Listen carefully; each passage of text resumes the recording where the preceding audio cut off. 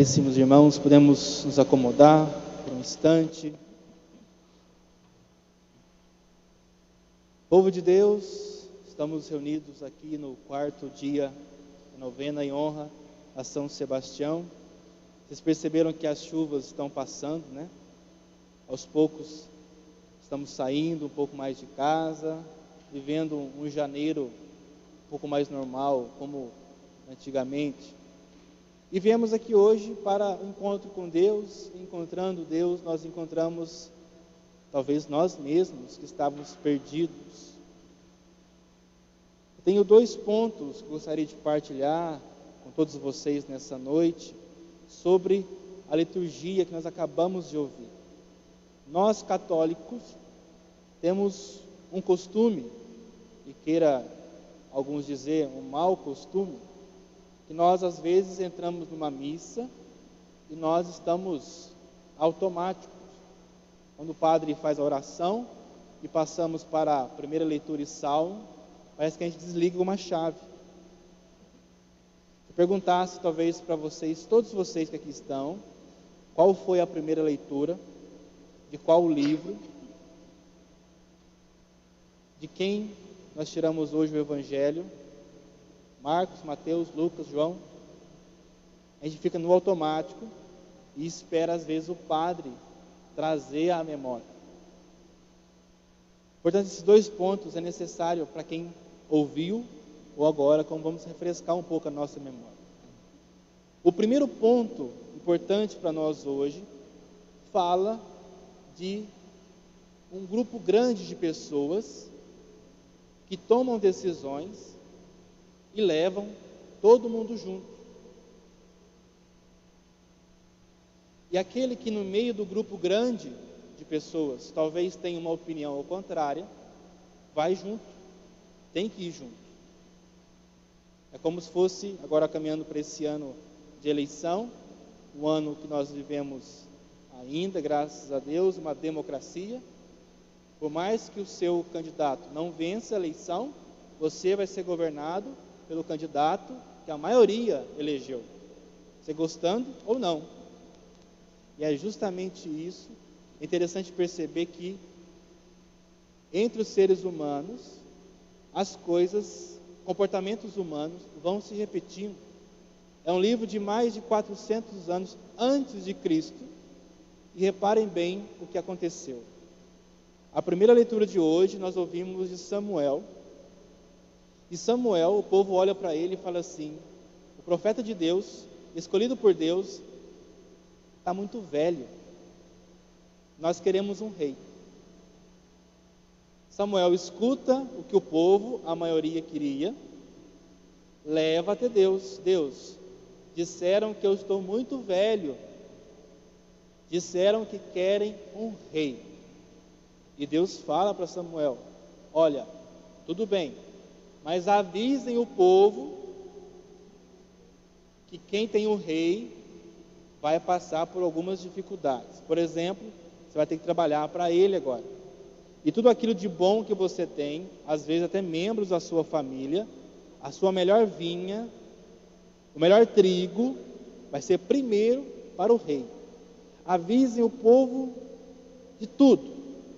O que é ter um rei? Porque o povo de Israel não tinha um rei, era coordenado por um profeta de Deus. Enquanto os povos na redondeza tinham um rei. É imaginar que Nepomuceno não tivesse prefeito ou prefeita, e todas as cidades da região tivessem. E de repente o povo se junta e fala: agora queremos uma ou um. Mas Samuel diz: Senhor, eu vou lá e eu vou avisar o povo de Deus. E avisou. O povo escutou. Mesmo assim, falaram assim: manda falar para Deus que nós queremos um rei. O povo estava dizendo que agora, a partir desse momento, nós gostaríamos de ser governado por mãos humanas, não mais pelo céu. Então Samuel volta e fala para Deus: Deus, apesar de eu ter avisado um monte de coisa, eu disse que vai ser isso, vai ser assim, vai ser mais negativo do que positivo, mas o povo continua com a mesma ideia. E a última frase da primeira leitura de hoje é: Deus fala a Samuel, dá um rei para o povo. Então olhe como que às vezes a opinião de muita gente leva a nossa opinião individual no meio. Nem sempre, dizia Bento XVI, a opinião da maioria é a melhor ou mais certa. Por isso que dentro da Igreja Católica as coisas funcionam diferente. É de hierarquia, é o Papa, o vigário de Cristo aqui na Terra. E não adianta meia dúzia de pessoas dizer que queremos assim o assado, se a Santa Sé não deixar. É um tipo de governo diferente, mas que tem funcionado há mais de 2000 anos. Olha que interessante, a nossa opinião no meio de uma massa, às vezes se dilui. E vale a reflexão até hoje, como eu dizia, se o comportamento humano vai se repetindo, temos então que convencer as massas, o maior número de pessoas. E, portanto, o cristão não deveria ser uma pessoa alheia à política. Estar por dentro de tudo, cobrar os direitos, saber um pouco mais, dar exemplos, argumentar, não brigar, não fazer barulho, mas ter um argumento. Se eu voto fulano ou cicrano, é por isso, eu tenho as minhas razões.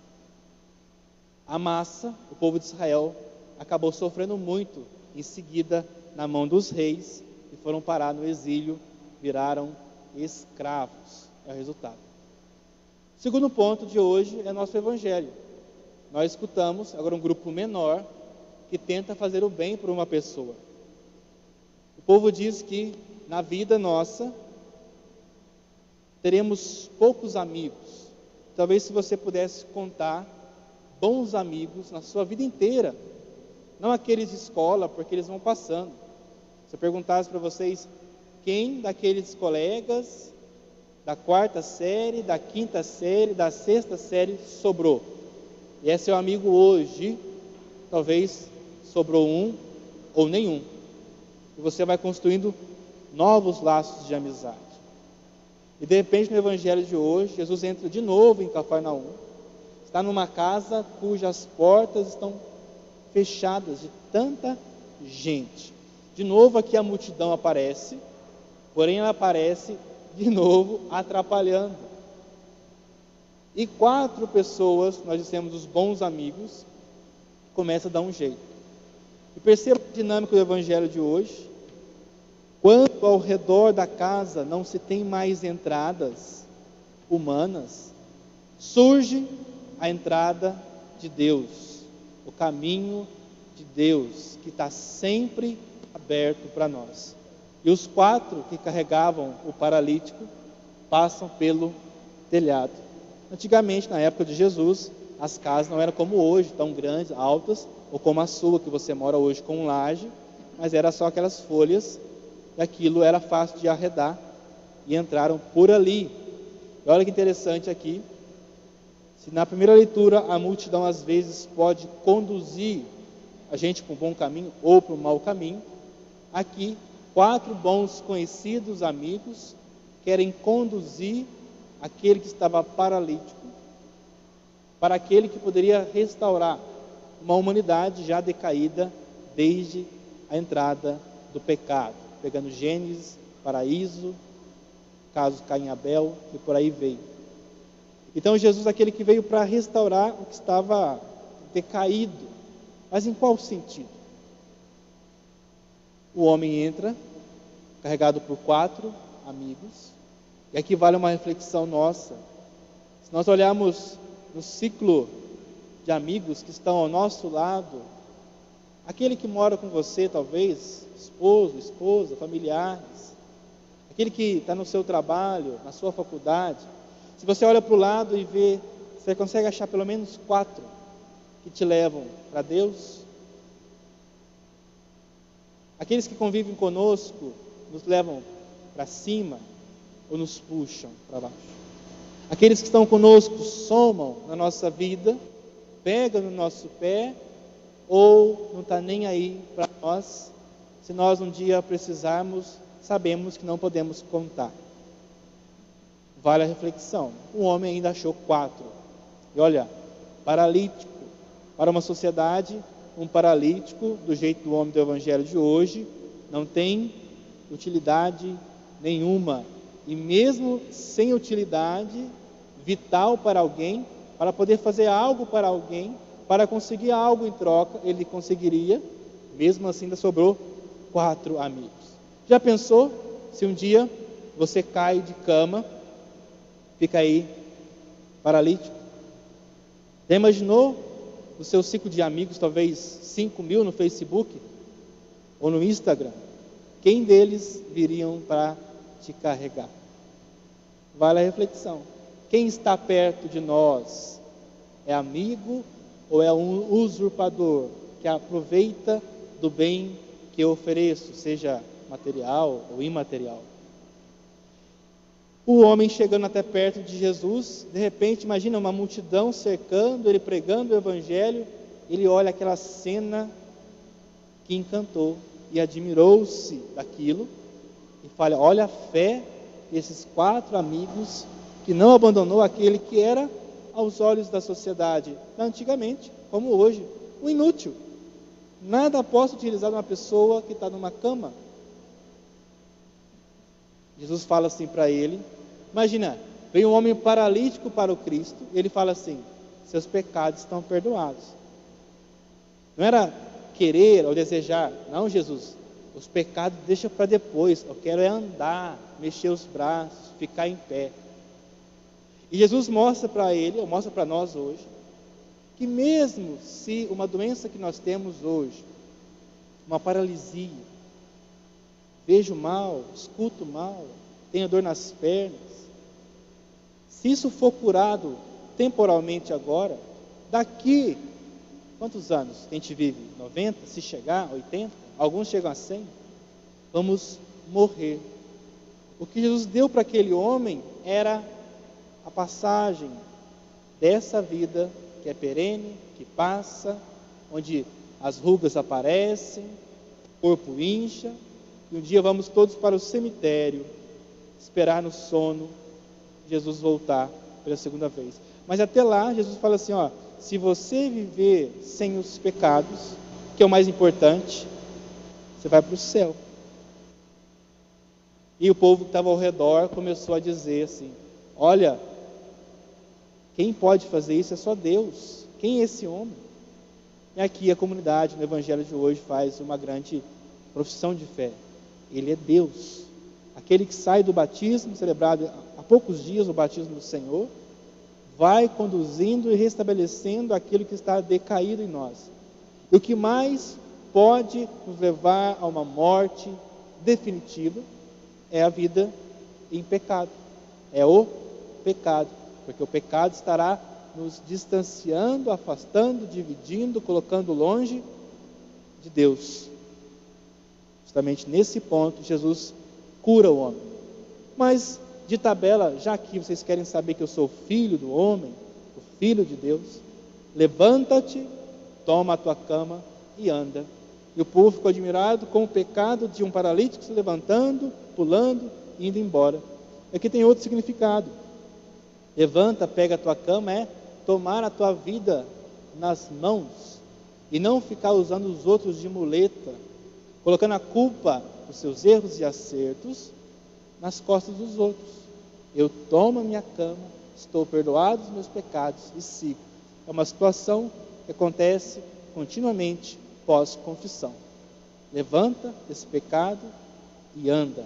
Não é o padre que absolve os pecados, é o próprio Cristo no sacramento da confissão. Então percebam que hoje tem muito ensinamento, daria para refletir até sobre a amizade, o ciclo de pessoas que estão ao nosso redor, que nós podemos cultivar, desde que eles nos leve para o bem, para o céu, para o Cristo, apesar das dificuldades, ou nós estamos convivendo com lobos, esperando devorar. Aquele amigo ou amiga de trabalho que espera você errar para denunciar ao chefe e conseguir o seu lugar. Isso é triste, mas existe. Então fiquemos atentos diante do mundo que estamos vivendo e cultivemos boas pessoas que um dia, se nós precisarmos, a paralisia não é só a física, pode ser a mental, com burnout, essa doença do século, a pessoa fica sem saber fazer mais nada. Pode ser financeira, pode ser de uma necessidade de um dia. Eu sei que pelo menos uma mão cheia de amigos eu tenho. Quem não tem é pobre na vida. Deveria buscar cultivar boas pessoas, porque nós não nascemos para viver sozinhos. Nós precisamos uns dos outros.